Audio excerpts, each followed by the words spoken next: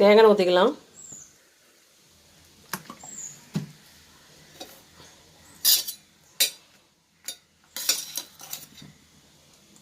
காஞ்ச மிளகாய்,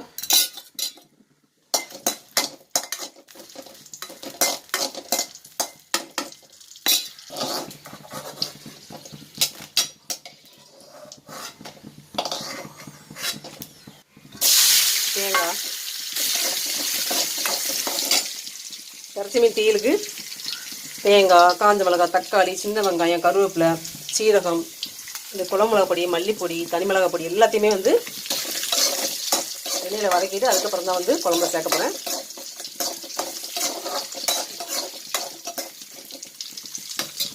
இறைச்சி மீன் தீயல் செய்யறதுக்கு தேங்காய் நல்லா வதக்கிட்டு அரைச்சோன்னா அது ஒரு வாசமாக இருக்கும்.